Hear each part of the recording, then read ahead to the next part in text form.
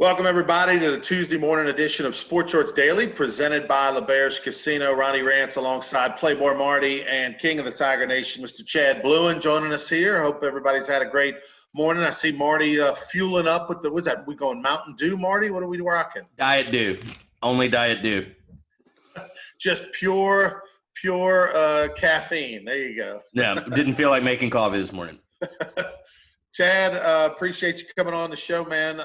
You talk a lot of LSU sports, and it hasn't been a slow few days, that's for sure. And your reaction, another LSU Tiger, another key piece, Tyler Shelvin, the big, 72 right in the middle of that defensive line, supposed to have a big year, maybe be an All-American type player.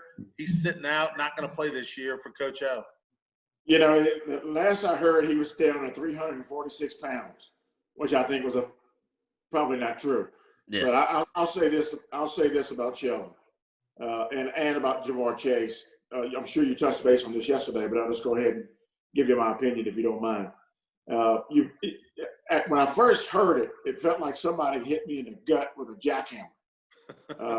But after getting over the pain of those thoughts, you can't blame these kids. I think Tyler Shelvin right now is number 23 on Todd McShay's top 100 players. So these kids, whether we like it or not, some of these kids are lottery tickets. Not all of them. Some of them are lottery tickets. And you can't blame them for protecting their lottery ticket. As much as it hurts, COVID has now created an environment where you can actually sit out a year, stay on scholarship, we're going to pay you away, and you can be insured that you're going to get your $1 million check. That's my opinion on it. You can't blame him. I don't think Shelvin was as obviously not as highly talented as Ja'Marr Chase. I think Chase is fifth on that list, best receiver in football, Litnikoff Award winner. I could see that. Shelvin, to me, a real surprise. But, again, when you look at where he's projected, why risk it, man, when you look at $1 million?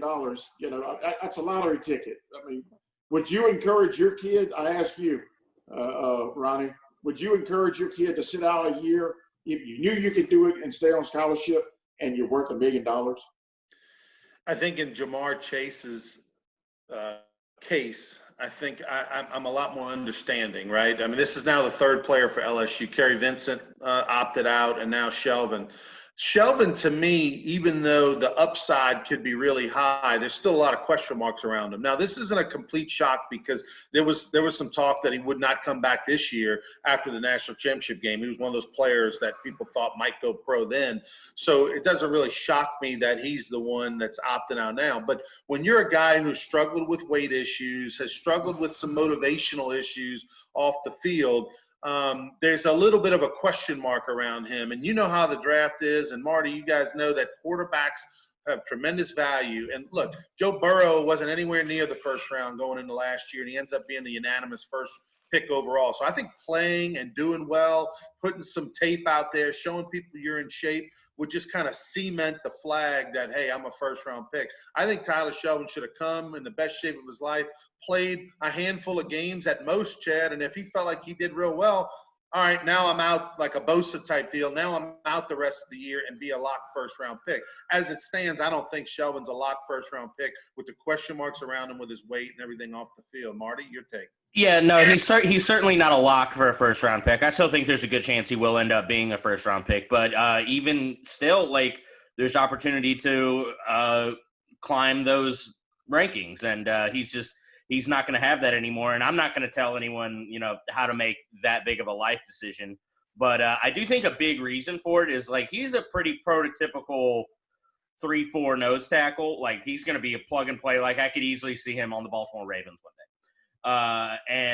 With the scheme, with Pelini's scheme change coming in, I think there was going to be an issue with how he was really going to fit in that. And I think that definitely played a role in his decision. Well, that's a great point.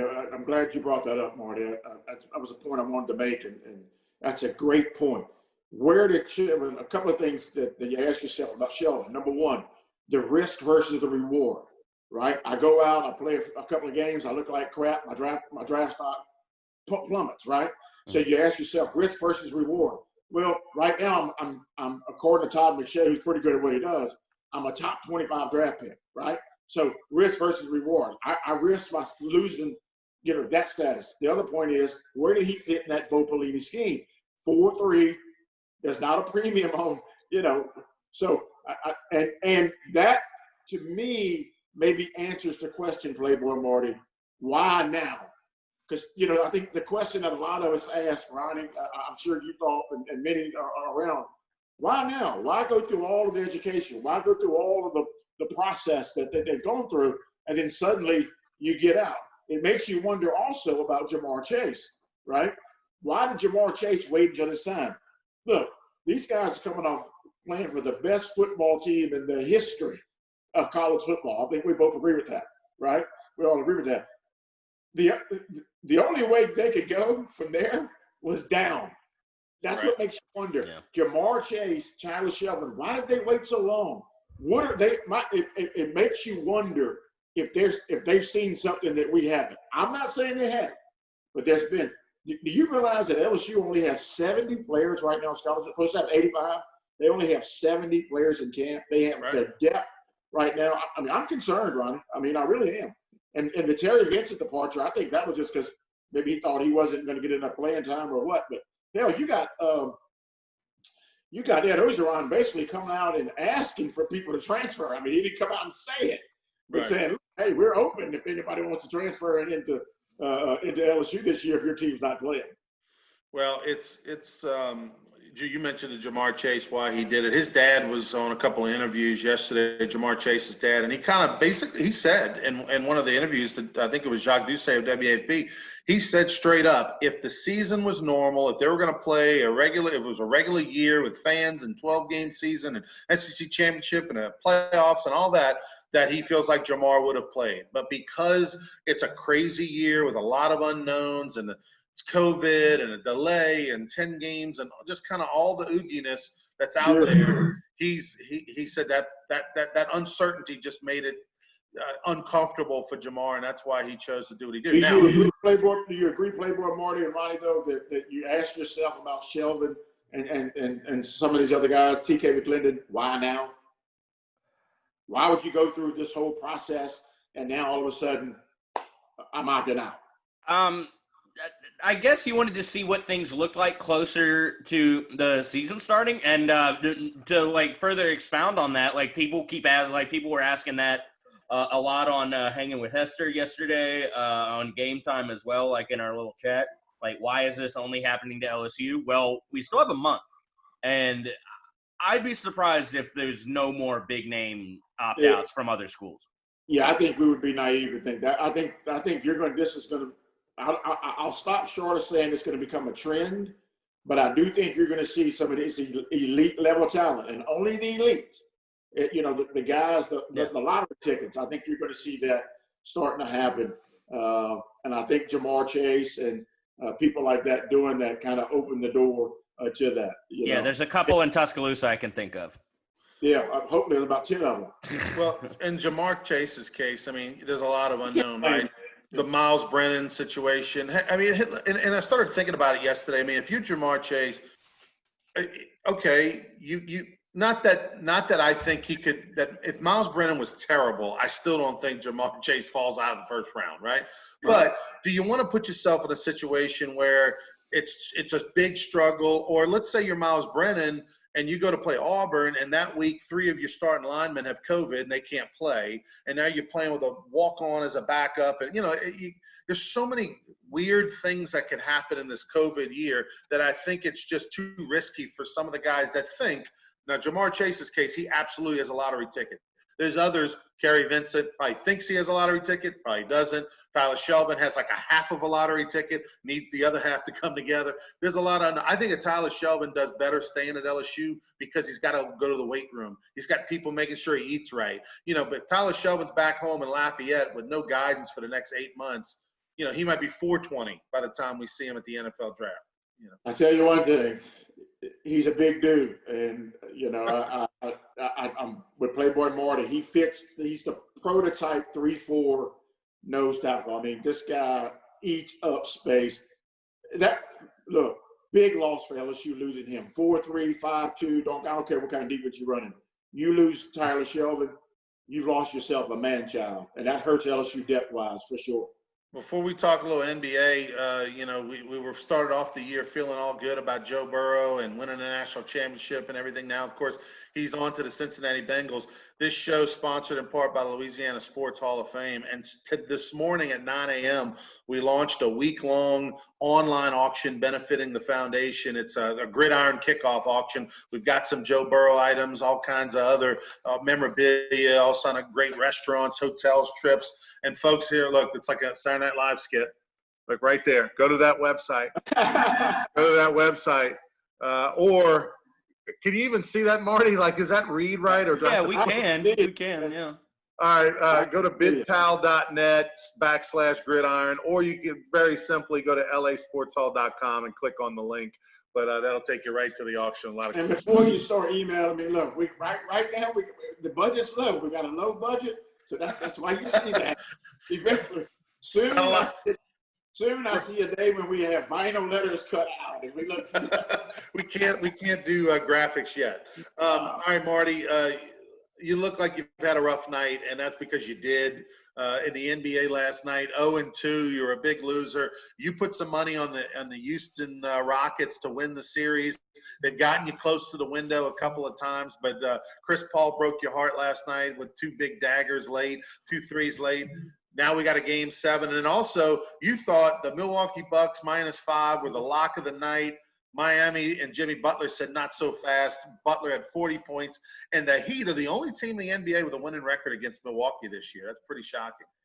Okay, in my defense, when I posted that pick on Twitter, I said fade away, fellas, because I usually have a game 1 rule where you don't bet game 1s because they're the least predictable games of a series, and every time you can mitigate unpredictability, that's gives you an advantage. But I saw the -5.5. I thought it was going to be more, but the Heat have been really good against the spread, and I chalked that up more to I thought the lines in the Indiana series were kind of weird.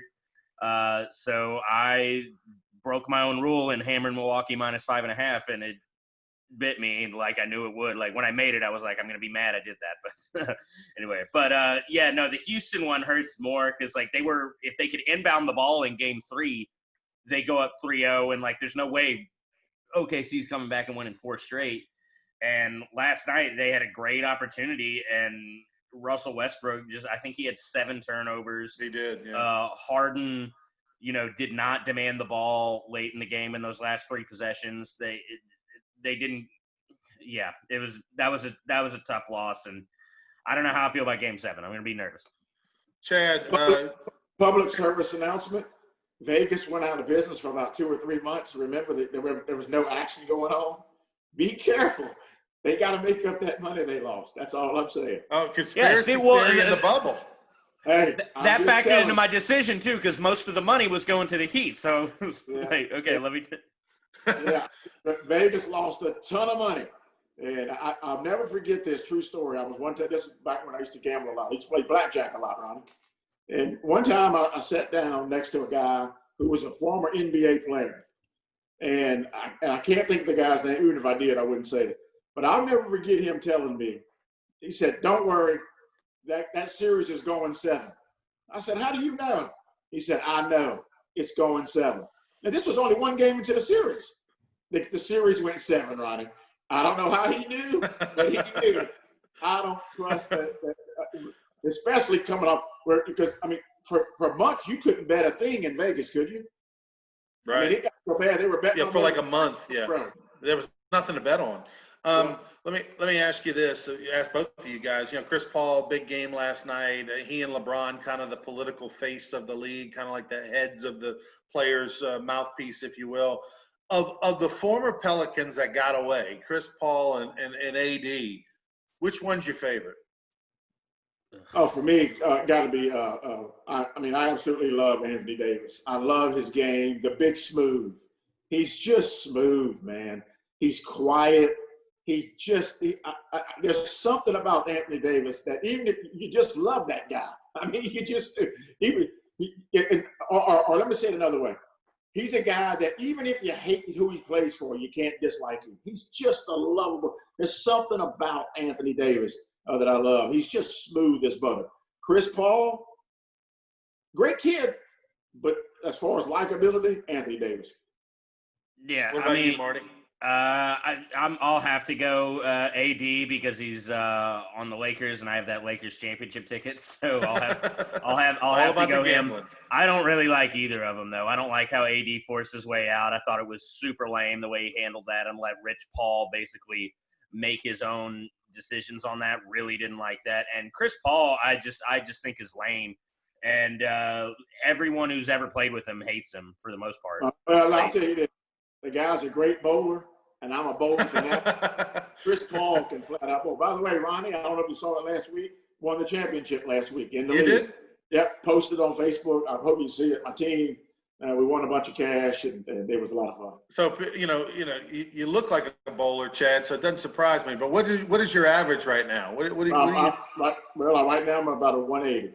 That's strong, Coach. Yeah, I took a 1-credit bowling class in college at LSU in the old Union. And the bottom of the old Union was the manual lanes. It was not electronic. You had to write your scores on the Scantron, and that was the best I ever got. And I probably was about a 140, 145, something like that. I threw a 69 the other night. Whew, that's strong. That's strong. Yeah, yeah. For me, I'm going to go Chris Paul because I'm a big fan of he who does it first, right? And Chris Paul was the first big star in New Orleans and got them relevant, got them in the playoffs. And look, how things might have been different in New Orleans had that trade gone down with the Lakers, right? That the NBA blocked and forced them to the Clippers. I mean, that wasn't fair at all. They've never done anything like that before or since. So I like the way he exited. He told the team, look, I'm not going to re-sign, gave them notice. They were able to work out a big trade, and it would have changed maybe the landscape of the franchise had it gone to the Lakers instead of I'm curious. You brought up the Chris Paul. You brought up LeBron James. I know this wasn't on the agenda, but the public sentiment for people I know, they are flat out just done with the NBA. Okay. Because of some of the things that are transpiring, and the whole. Do you think that the NBA would taken such a strong stand? Has it hurt itself, or is it helping itself with the Black Lives Matter movement? And not saying it's right, wrong, or indifferent, or I agree or disagree, but do you think that's good or bad for the brand? Well, I don't necessarily know the conversations that are going on behind the scenes with sponsors, right? At the end of the day, number one, it's about television revenue, your partnerships with the network, your partnerships with your sponsors. But I don't know that the NBA had a choice. 70% of their league's African-American, the WNBA, 80% of their league's African-American. You're going to follow the flow and the lead of your players. And so they're kind of going with the flow on that. It hasn't affected me personally from watching the games. I personally would rather the separation of political views and sports. I wish I didn't know what Chris Paul believed or LeBron or others for that matter. But it is with Steve Kerr, for example. He's been very political for years. But top five lines I've ever heard in my life, ever. This is as good as it gets. Michael Jordan interviewed one time. They said, Michael, why don't you take a position on anything? Why don't you ever make a stand for this or that? And you know what he said? Republicans and Democrats both buy shoes. Yeah. Right. Yeah, they said that in the documentary. I remember that. Yeah. I mean, that to me just. We'll see. My dad, on a personal note, my dad was a Vietnam veteran, and he's a season ticket holder for the New Orleans Saints, and he was not happy back 4 years ago when the whole knee thing started, and it was kind of interpreted, as it turns out, wrongfully back then, where it was a disrespect for the flag, and it was about so a lot of former military people and a lot of veterans, even to this day, are not happy about that, and they take that personally. Yeah, and he said he actually wrote a letter to his account manager for all his season tickets for the Saints and said, I'm not renewing next year, and here's why, and outlined his – well, 2 months later, he renewed. You know what I mean? So I think sometimes we, even if you don't like what you're seeing, you'll get over it. You'll reflect, hey, and then all of a sudden, you know what? I'm still going to watch. I'm still going to watch the NFL. I'm still going to watch the NBA because at the number one, I'm a sports fan. Whether you agree or disagree or want to see politics in your face, hey, I'm number one a sports fan. And so I think a lot of people have a reaction right now, but they're going to watch. They'll get over it. Yeah. Yep. Marty? Yeah, y'all know how I feel. I'm just really happy we're playing basketball. I understand some people may not like it, but my only real thought on that is just tough. Don't watch. I mean, I agree. They've gone with the flow of the players, which is what you should do as a commissioner. And I know ratings are down, but like, that's not something I care about. Like, I'm not an NBA executive, so I don't care. Like, I'm still going to watch and I'm still really enjoying it. Would have been interesting, Mr. Marty. Would have loved to have been a fly on the wall after the walkout and the season looked like it was in serious jeopardy of being basically canceled. I'd love to have seen and heard the negotiations and what went on to get these guys to continue the situation. Did you think for at least a second when they started postponing games that they may end the season entirely? I was super scared. I said it on Game Time. I was like, I'm nervous. I really feel like they're going to want to, make this huge and like not want it to just be one game because they're like, I felt like there would be pressure on them to make it more than just one game. And they did 2 games. It went on for 2 days, but the players only meeting happened and they got it worked out. They decided they wanted to keep playing. They wanted the spotlight on. So, one day there'll be a 30 for 30 and we'll find out all what was said behind closed doors and who said what. Just on the entire bubble experience in general. Yeah. It's going to be nuts. Especially with all the social media that's out there. You could almost piecemeal a documentary just based on people's social media posts and stuff for the 2 months that they've been in the bubble. He's Playboy Marty. He's Chad Blouin, King of the Tiger Nation. Chad, thanks so much, buddy, for joining us on Sports Shorts Daily. Appreciate it. Don't forget the Louisiana Sports Hall of Fame Gridiron Kickoff Auction is live right now. It ends 8 o'clock Monday, September 7th on Labor Day. You can go to lasportshall.com to be a part of that. Have a great day, everybody. We'll see you tomorrow for more Sports Shorts Daily presented by LeBear's Casino. Great stuff. Thanks, guys. All right.